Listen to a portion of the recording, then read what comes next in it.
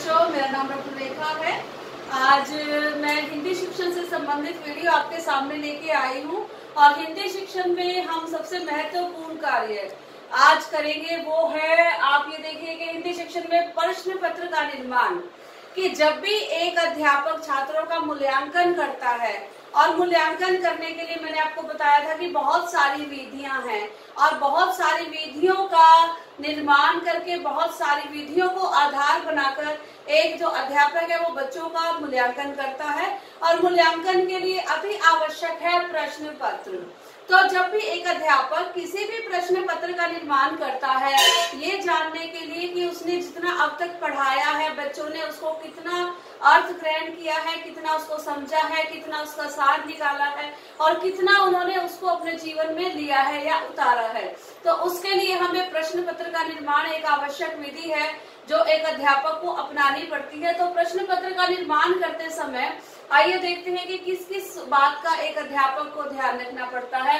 तो सबसे पहले हम सिद्धांतों के बारे में बात करेंगे कि प्रश्न पत्र के सिद्धांत कौन कौन से होते हैं।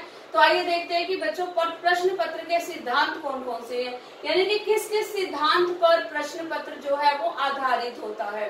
तो आइए सबसे पहले हम सिद्धांतों की बात करें तो देखिए कि उद्देश्यों का मान।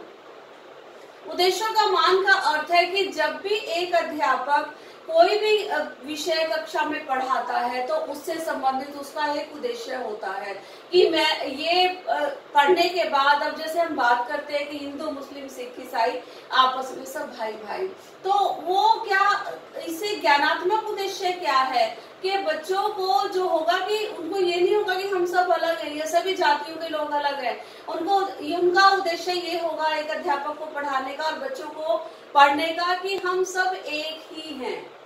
तो इन उद्देश्यों का जो मान है या इन उद्देश्यों के बारे में जो सोचना है वो एक अध्यापक के लिए अति आवश्यक है। ठीक है, उसके बाद देखिए पाठ्यक्रम। उसके बाद अध्यापक क्या करेगा कि उस कक्षा से संबंधित जो है वो पाठ्यक्रम देखेगा एक बार कि इस पाठ्यक्रम में क्या था और मैंने इसमें से क्या क्या पढ़ाया है बच्चों को, कोई भी प्रश्न पत्र के निर्माण करते समय। उसके बाद देखिए प्रश्न पत्र निर्माता। उसके बाद देखा जाएगा कि जो भी प्रश्न पत्र निर्माता है वो कौन है, उसके अंदर किसी तरह की बायस तो नहीं है, किसी तरह का पक्षपात तो नहीं है, वो एक अच्छा अध्यापक है। तो इस प्रकार के निर्माता का चयन किया जाएगा। उसके बाद देखिए प्रमाणिकता। प्रमाणिकता का अर्थ है कि आपका जो प्रश्न पत्र है वो बिल्कुल सही होना चाहिए, उसमें किसी भी प्रकार की त्रुटि ना हो। ऐसा ना हो कि मैंने आपको पहले ही बताया था कि ऐसा ना हो कि आपने पढ़ाया कुछ और है और आप प्रश्न पत्र में कुछ और दे रहे हैं। ठीक है, तो वो प्रमाणिक होना चाहिए। फिर देखिए वस्तुनिष्ठता। मैंने आपको कहा था कि कोई भी प्रश्न जो है वो व्यक्तिनिष्ठ नहीं होना चाहिए, यानी कि मैं जैसा सोचती हूँ, मेरे अपनी चिंतन का या सोचने का जो प्रभाव है वो एक प्रश्न पत्र पर नहीं पड़ना चाहिए।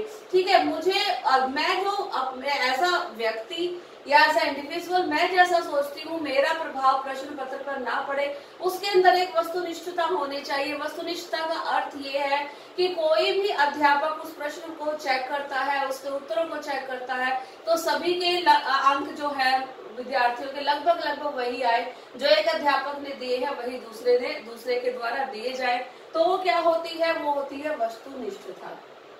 ठीक है, और व्यक्तिनिष्ठता, सब्जेक्टिविटी जहां आ जाती है वहां पे ये होता है कि हाँ, हम हमारे बच्चों के साथ ये हमारा फेवरेट स्टूडेंट है, इसको हमने इतने देने हैं, इसको इतने कम देने हैं, ये ऐसा बच्चा। तो इस तरह की व्यक्तिनिष्ठता जो है, जो सब्जेक्टिविटी है वो नहीं होनी चाहिए आपके प्रश्न पत्र में। आपका जो प्रश्न पत्र है वो ऑब्जेक्टिव होना चाहिए। ठीक है, उसके बाद देखिए समय निर्धारण। अब कोई भी प्रश्न पत्र करते हैं, देखिए अब जो आमतौर पर हमारे जो परीक्षाओं में प्रश्न पत्र आते हैं, अब वो 80 अंक का प्रश्न पत्र आता है और उसका समय जो है निर्धारित किया गया है 3 घंटे। ठीक है, अब 40 नंबर का जो प्रश्न पत्र आता है उसका समय निर्धारित किया गया है 1.5 घंटा। तो इस तरह से समय निर्धारण होना चाहिए। ठीक है, ताकि उसी के अनुसार छात्र अपना प्रश्न पत्र जो है वो कर सके और उत्तर पुस्तिका में उसको कर सके। ठीक है, उसके बाद देखिए निर्देश। तो जब भी आप प्रश्न पत्र बनाएं, आप निर्देश अवश्य दें कि किस प्रश्न का उत्तर कितने अंकों में देना है और किस प्रश्न के लिए कितने अंक निर्धारित किए गए हैं। तो हर चीज का निर्देश, कितना समय है, हर चीज का निर्देश एक अध्यापक को प्रश्न पत्र के ऊपर ही लिखना चाहिए। उसके बाद है प्रश्नों की रचना। प्रश्नों की रचना में क्या आएगा कि प्रश्नों की रचना इस प्रकार से होनी चाहिए कि जिसमें जितने भी विद्यार्थी हैं वो सभी लाभान्वित हों, यानी कि जो बहुत अच्छे विद्यार्थी हैं जिनको हम इंटेलिजेंट बच्चे कहेंगे वो भी हो, सामान्य बच्चे भी हो, और सामान्य से जो नीचे हैं वो सभी बच्चे जो होने चाहिए वो सभी लाभान्वित होने चाहिए। और प्रश्नों की रचना का अर्थ ये भी है कि सभी विषयों से संबंधित आपको हर चीज ले ली है, ये नहीं कि किसी एक पार्ट में से बहुत ज्यादा ले लिया और दूसरे में से बहुत कम, तो सभी का जो है इक्विवेलेंट में रखना है। उसके बाद है प्रश्न पत्र की रूपरेखा।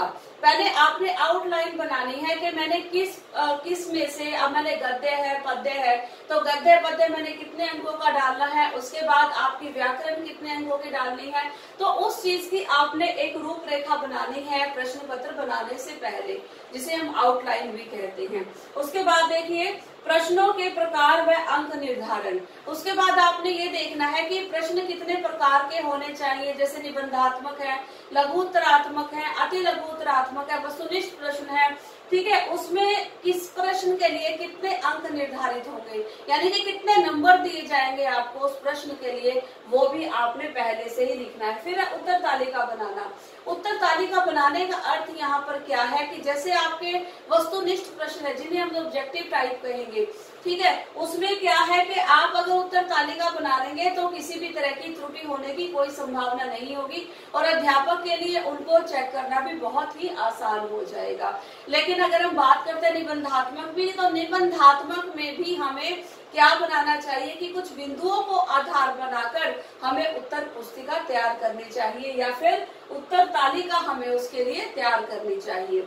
उसके बाद है विभेदीकरण। विभेदीकरण होता है क्या, डिस्क्रिमिनेशन। तो उसमें क्या है कि हर बच्चे का, मैंने आपको कहा था कि हर बच्चे का आपने लेकर चलना है लेवल उसमें, ठीक है। और अगर सब्जेक्ट की बात करें, विषय की बात करें, तो विषय में जितने भी आपके उप विषय आए हैं, गद्य है, संस्मरण है, कहानी है, निबंध है, रिपोर्टाज है, रेखा चित्र है, तो उनमें से सभी में से आपने थोड़ा थोड़ा थोड़ा थोड़ा लेकर आपने अपने प्रश्न पत्र का निर्माण करना है।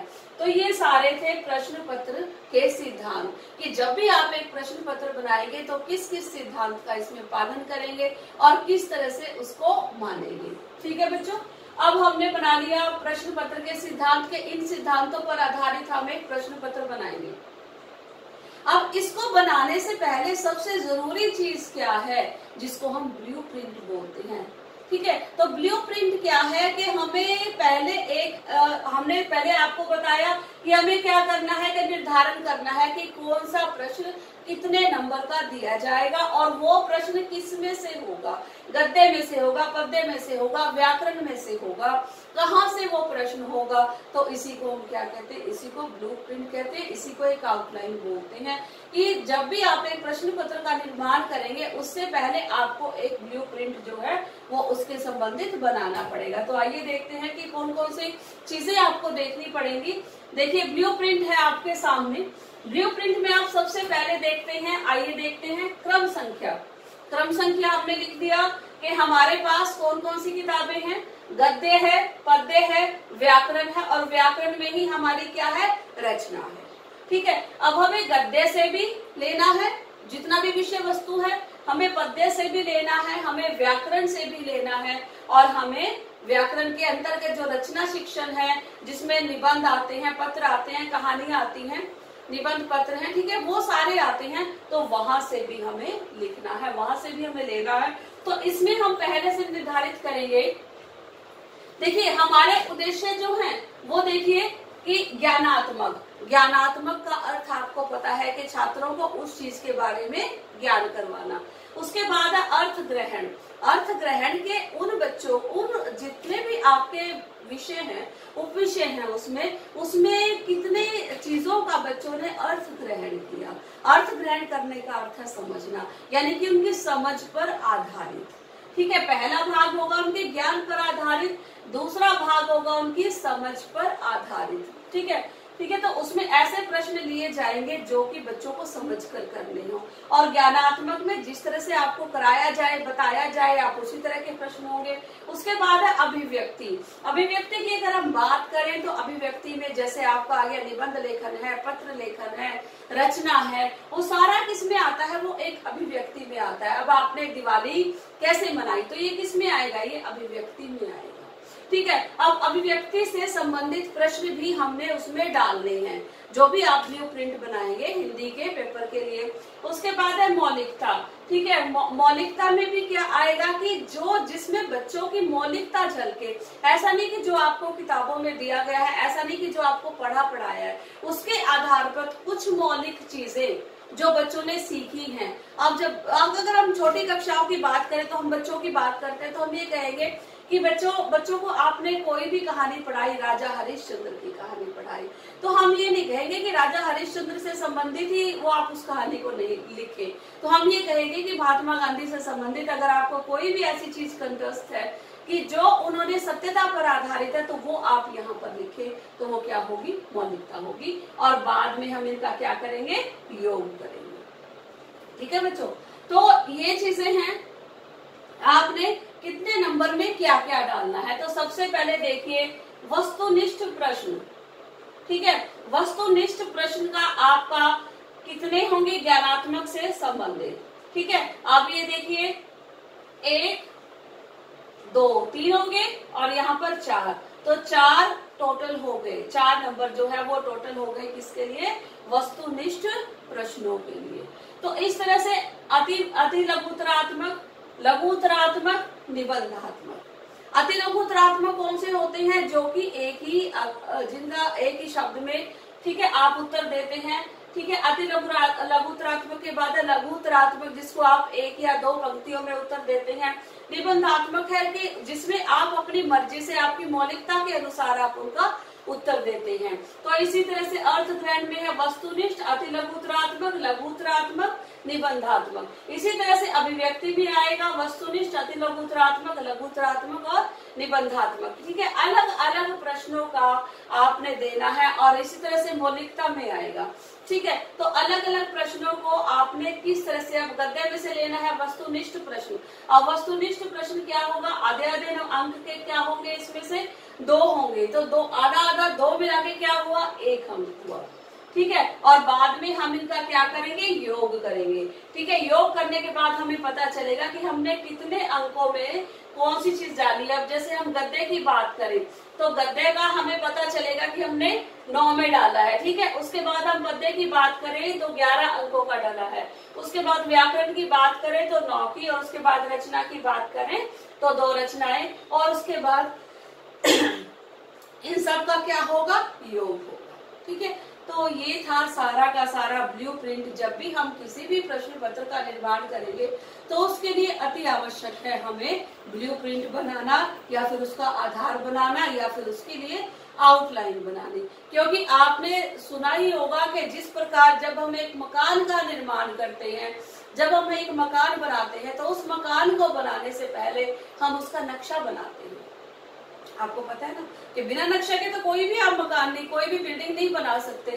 तो उसी तरह से नक्शे का काम करता है ये आपका ब्लूप्रिंट, कि कितने प्रश्न डालने हैं, कितने अंकों के प्रश्न डालने हैं, कितने प्रश्न आपने गद्य से लेने हैं, कितने पद्य से लेने हैं, कितने व्याकरण और रचना में डालने हैं, और उनका योग मिलाकर कितना करना है, ताकि बच्चों का सर्वांगीण विकास हो सके, ताकि बच्चे हर एक विधा में निपुण हो सके, ताकि बच्चे हर एक प्रश्न को बहुत अच्छे से समझ सके और कर सके। तो ठीक है बच्चों, जैसे हमने बात करी कि आप पहले प्रश्न पत्र के सिद्धांतों का ध्यान रखेंगे, और सिद्धांतों का ध्यान रखने के बाद आप उसका ब्लूप्रिंट बनाएंगे एक अध्यापक, और ब्लूप्रिंट बनाने के बाद फिर अध्यापक सभी विषयों का चयन करके, और विषयों के अंतर्गत उप विषयों का चयन करके अपने प्रश्न पत्र का निर्माण करेगा। तो बच्चों ये थे प्रश्न पत्र के सिद्धांत और ब्लूप्रिंट। तो मुझे उम्मीद है प्रश्न पत्र का जो विषय है ये आपको अच्छे से समझ आ गया होगा। धन्यवाद।